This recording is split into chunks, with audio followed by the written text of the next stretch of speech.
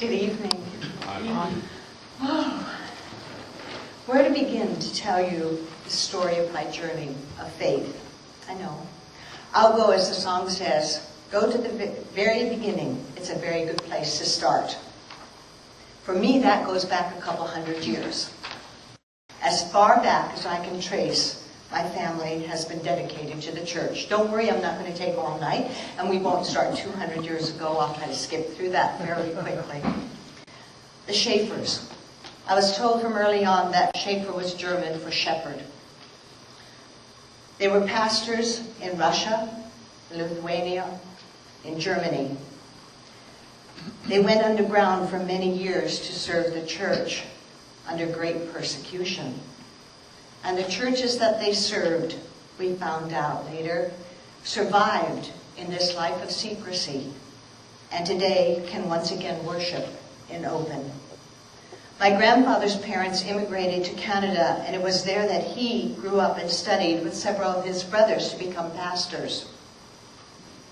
Most of them remained in Canada. Henke, my grandmother's family, were explorers, tradesmen, inventors, and farmers, dedicated to the church wherever they went. They were the early settlers in North Dakota, and my great-grandfather and great-uncles built many of the homes in Spokane, Washington, and Salem, Oregon that can be still seen today in the various communities. This combination, pastor, shepherd, tradesman, farmer, inventors, was the foundation that made it easy for my grandparents to become the early missionaries in South India. This is where my father was born, and as an infant, he was laid on the altar by the Indian Christian Church, dedicating his life to serve the Church of India and the rest of the world. And that he did. Berkler, my mother's family, again, pastors from many generations, as well as educators and songwriters. My great-uncle Leo wrote the math book that was used for many years by the students in the United States. In fact, I used it when I was in 9th and 10th grade in Ethiopia. Written by Leo Berkner, my uncle. Yes, I found out it was. And my Uncle Herman wrote many hymns and sermons, and these hymns are found in the older versions of the Lutheran hymnals. So when my father asked my mother to marry him and go to India to serve on the mission field, it was not a difficult decision to make. Hard for my young mother of 18 years to leave her family, but strong in her faith, knowing they would be part of the family of God and the church. I was born into a church family in South India. I was a PK, preacher's kid, an MK, missionary's kid, but didn't know anything different because so were all the other kids that I spent my time with. It wasn't until I came to the USA when I was 13 and I was informed that a PK and an MK were of a different breed and not always looked on as being totally acceptable. Really confused me. I had grown up surrounded by a great church family and had many, many uncles and aunts who cared for me. As I look back to the first 20 years of my life, it was scattered with what could be seen as obstacles, calamities, disasters, living in a foreign country, illness and death of my mother when I was 5 years old, moving to the USA and living with relatives while my father was dealing with her illness, having the social services checking in on my father unannounced every week to make sure he was taking care of my sister and me. This became quite a joke to the three of us. Getting a stepmother when I was 6 years old. Moving and living in multiple cultures. Going to a boarding school, eating many different foods, being in the minority of race and culture. Flood, tornado, fire, earthquake, locust, war, revolution, just to name a few that scattered my first 20 years of life. None of these was insurmountable because we knew through it all the Lord was there to hold us in the palm of his hand. we were always surrounded by the family of God to support and get us through these difficult times. The calamities of my life pale when I think of the positive influences. The large family connections around the world. We could literally travel to any country or any state and know someone to stay with or visit. Great when you're on a missionary's salary. I was exposure to walks and talks of life and culture. I grew up speaking 8 languages, traveling in 33 countries, went around the world 2 times, crossed the ocean by ship 4 times, lived on 4 continents and countries, India, Ethiopia, Lebanon, and the USA. Wow. I can't remember a time when the church and my faith were not in focus, a top priority in my life. My early memories are full of prayers, hymns, and family devotions. We were told and expected to be a child of God. We were told others would see us and make a decision on what a Christian should be like by watching what we said and did. Every night in the family prayers, my parents would pray, "Help us to become and behave in such a way that they will see Christ shining through our lives." Wow, how's that a commission to live under? But it was influential. And every night we were reminded that we were children of God. And every night we were reminded that He walked with us and held us in the palm of His hand. When I was 5, my sister and I spent the summer with my grandparents on deputation work across the USA. Deputation work is when the missionaries would come back from the mission field for 6 months to a year. And at that time, a good portion of it was driving from state to state, congregation to talk about mission work, and hopefully to get people to help donate to support the mission work in various countries. My sister and I knew my grandfather's sermons by heart.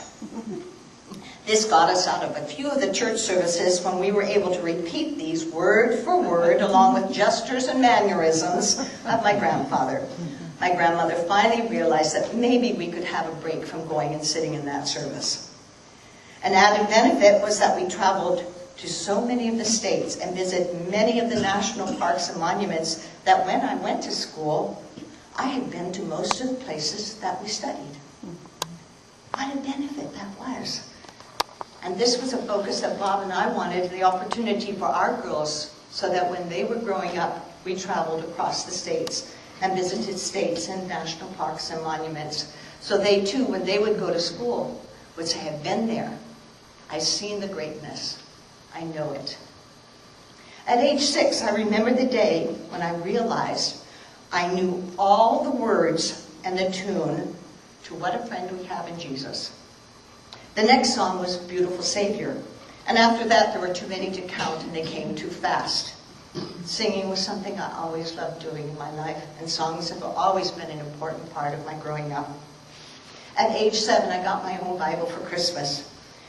And I remember making the decision that I would read all of it, cover to cover. And I did.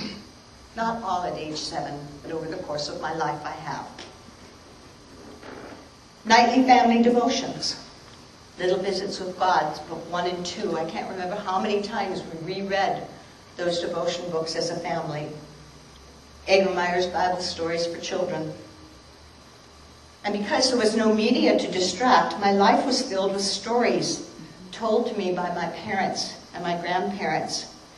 We children would sit huddled, listening to the missionaries recall of the encounters with Satan in the world. And some of these stories left us wanting to leave a light on when we went to sleep. They also told many stories of healing and miracle. My grandfather told a story of seeing an angel at the foot of his bed who told him he was to serve God in many other lands. So when the call came to go to India, he answered it readily. My father told the story how Christians in India were being persecuted and killed for their faith. The church leaders and the missionaries gathered to pray all all night for deliverance. The next morning, the word was brought to them that the huge Hindu stone idol had split in half and fallen.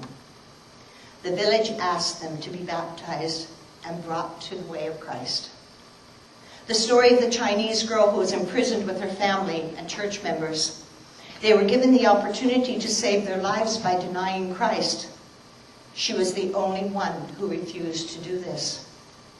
Her life was spared, and the others were executed. The reason? The general said that because she stood up for her faith and convictions, he respected her steadfastness. The others, if they could deny their faith so readily, they would deny any new commitment as well. The world would be better off without them. She lived and became a leader in the Chinese church. The story of Charlotte, who had an immune disorder as a toddler in India that put her at death's door. There was nothing left to do but to gather for prayer, and the congregation met at the church for all-night prayer vigil. And the next morning, signs of the disease had left her body. She became a close childhood friend. You don't think that's really going to happen, but it does. It can, with the power of God. My brother, my father, my mother all faced life-threatening accidents and situations that were healed primarily through the power of prayer. In the hospitals of India and Ethiopia, they saved many people, but there were many limitations. And prayer was a primary way of connecting with God and with the community and saving lives.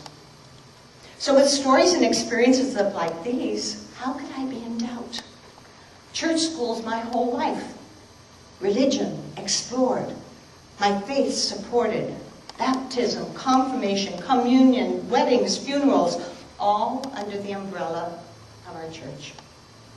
Which Bible verse is my favorite? Ooh, there are many, and they all have very deep connection and meaning.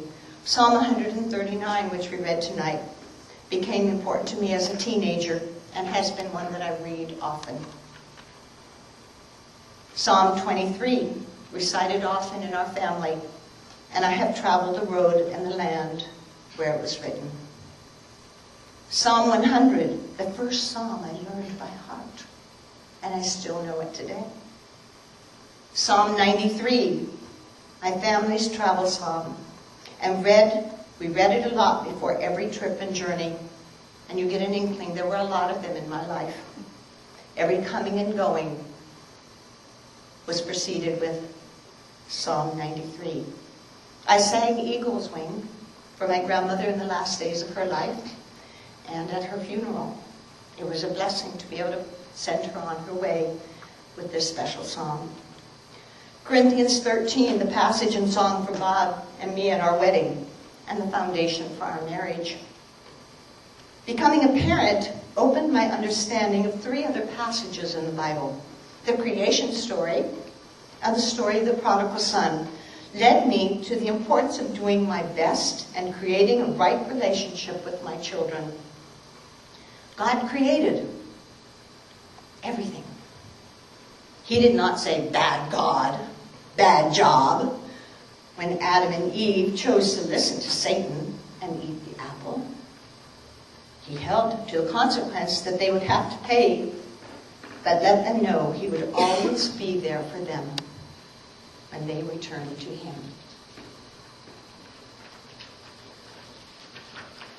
The father of the son who asked for all his inheritance and left home to only fall prey to the ways of the world and squander everything. When he returned home, his father did not turn him away, but opened his arms, his heart, and his home, and rejoiced that his son had returned. This led me to know there's nothing that would come between me and my love for my children. My job was to be there to open the door when they came home, to love them. They would make their own way in this world, but I will always be there for them with open arms, heart, and home. And believe me, they keep coming home. And it's wonderful to be part of that. Proverbs 22:6. Train up a child in the way he should go, and when he is old, he will not turn from it. Seems fairly common. But we need to look deeper into the scriptures. There's a section that's been left out of most modern translations. Train up a child in the way he should go, and these are the additional words, and according to how his individual gifts are bent. Train up a child in the way he should go, and according to how his individual gifts are bent. And when he is old, he will not depart from them. Wow. It became really important to me again as a parent and as an educator of what this meant, of a responsibility we have as parents, not just to train children, but to see what are the gifts that they have naturally inside of them, and to encourage that to develop and grow, and it will hold them true for life. Then we have to go back to the ancient Hebrew. The verb train, used uniquely as nowhere else in the Bible, in this one passage. This word is to interpret when a baby is first born, and it's the term used in the clearing out of the mouth, the creating of an environment for life. Again, wow. So let me reread it. Create an environment for life according to how his individual gifts are bent, and he will not depart from it when he is old. Our biggest assignment is to know each child so we can create environments for life. This has been important to me as a parent and as an educator. What are we doing to create environments for life, for our children to live and thrive? And I look back on my life, and I know that that's what my parents did, and my grandparents, and the people who were important for me in my life. Look to see, where are my natural talents? Where are my gifts? And where are these allowed to shine and grow and keep me true to the faith? One of my father's sayings was, if you are not a missionary, you are a missionary's field. This is a motto of our family and my life. After I left home to come to California, my parents continued in the world in Switzerland and in Hong Kong, serving the church, and in Lebanon. My sister married and went to missionary work in New Guinea. And I was asked, why didn't I go into mission work? Why was I stuck here in California, in Thousand Oaks? And I replied, I did. I am a missionary right here in the USA, right here in California, right here in Thousand Oaks, right here where I live. I am not a missionary's field. I am a missionary. It has been a blessing for me and my family to be part of this church family. It was a mission church when we started. Not unique, wasn't it, that we chose something that was just beginning and we knew would grow. When my family was far away, this church became my family and support. Some of you are still here that I met when I first came to the States in 1967. Mary Ann's one of them. She was the big sister to my sister Diane. Lived nearby in Glendale where my grandmother lived. And she was one of the first connections we were able to have. And we're still connected in so many ways. Gail and Gary were there long ago. Many people. From my, college years of growing up here in the States have created a support and a family to me. Here in this church is where our children were raised, born, baptized, confirmed, and wedded. They've all come home for those important times in their life. I knew they would.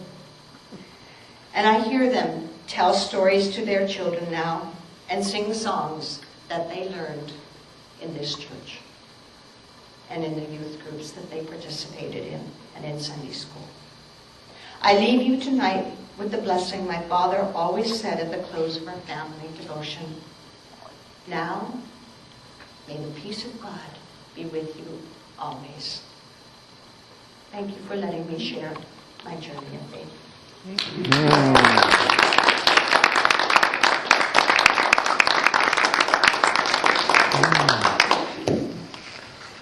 you have any questions for Eilene? What's that? Do you have any questions? I didn't know if you had questions. Are your parents still living? Hold on here. What was that? Are your parents still living? My mother is living. She's in Valparaiso. We were there for Mother's Day and also for Christmas. She's 89. Great. My father died a number of years ago in Reading, where they were retired. You're a teacher, is that correct? I'm sorry? You're a teacher, is that correct? I am a teacher, educator. I'm the coordinator for Adult Ed Parenting Program here, and so it's parent education, and specifically preschoolers, newborn, prenatal to 5-year-olds. Craig's kids were there. Many moons ago. Yeah, many years ago. Samuel is there now. Yeah. Look at them growing up now. Huh? So it's been exciting to be part of many children's lives. Our program serves about 600 families a year. That's a lot of children, a lot of families, and a lot of adults. Any other questions? I have a comment. Yeah. If you've never been out to Eileen's school, I would suggest you go and look. It's an amazing adult, it's actually an adult ed class, and the children are like the books. That's right. But the environment that she has created out there in the last, 25 years is truly unbelievable. Any child is so lucky to be there. Any parent that's so lucky to be Yeah. there, any family that's so lucky. Yeah. Definitely, definitely. It's a real pleasure to be able to serve in such a capacity. After you lived in a lot of different places, boarding school in India, and after all these years, what place do you your mind, where does it gravitate toward? Is there a place or a home or a... I guess I follow my grandmother, but mainly my father in that is where I'm living, is where I live. My fondness, I see an Indian, I can almost spot immediately if they're from South India. And if I hear they're from the Chennai or now the Madras or now Chennai area, and especially if they speak Telugu, all of a sudden I want to speak Telugu to them, and I begin thinking in this language that was my birth language for the first 9 years of my life, and it's just like so exciting. But then again, if I am at the airport or a restaurant, or especially in the Midwest, and see an Ethiopian, I know immediately if they're an Ethiopian. And my children would say, "Mom, don't say anything." So I was always asking, "Are you from Ethiopia?" And as soon as they'd say yes. In fact, when I went back to Boston this a couple weeks ago, the taxi driver, I knew when he walked up he was from Ethiopia. We got in the car, I shared it with another gentleman, and then I heard him talking on the phone or something in the front. And finally, when he stopped, I said, "Are you from Ethiopia?" He said, "Well, yes. How do you know?" I said, "Because..." And he looked at me with so much surprise. Fortunately, we were stopped at a stoplight. In fact, he grew up in Addis, which was, again, where I grew up there, and Ethiopian Amharic would be my second favorite language, you might say. But Do you still speak 8 languages? I could, if I was exposed to them. Let's say as soon as I'm around that language, all of a sudden I start remembering, and phrases come to That's mind. wonderful. And words that I forgot, didn't even know that I had forgotten. Forgot you knew. Phrases for that, yeah. I was only tested in 2 of the languages. The others were all speaking working languages, French and English. So I'd rather have languages I can talk and play and be conversing in rather than having to sit behind a textbook. So, yeah. Well, you said you wanted to have a mission here, and I remember Lori and I, it's you and Marianne that were the first 2 that really welcomed us, and I remember you took very seriously that welcoming attitude, and you're continuing to serve both you and Bob even today, and I just thank you for being part of our family. It's very special. There's so much more. Every one of us can write your life. I hope you all think about what is your faith journey and jot down notes. You all of a sudden realize, wow, it's incredible. I didn't have any epiphanies in my faith journey. I mean, it wasn't like one time I was without Christ and then I became with Christ. It was just, I realized, hundreds of years worth of walking with the Lord. That was my journey. And as I said, my journey started as we started looking at our ancestors, and every one of them was connected with the church and pastors and servers through their whole life. So I am where I'm supposed to be because of them, and led on that way. It's in your DNA now. I'm sorry? It's in your DNA right now. Definitely. And in the DNA of my girls, you know, when they, especially when Sarah took off after college to go to South America, someone said, well, how could you have let her go? I said, well, how could I have stopped her? I mean, my whole life was going to a different country. My whole family always was going somewhere else and exploring something different and learning something else about a culture. And in those days, you were lucky if you got one aerogram a year. And most of them, that was once airplanes were flying. But to take it by ship during the war, if you got one a year, you were lucky. My grandparents spent many, many months without any money coming in because nothing came, assistance came from the States in their early missionary days. And they had to learn how to live off the land in land of famine in time of grief and need there. So what they're growing up with really provided for them the tools they were going to need to become successful.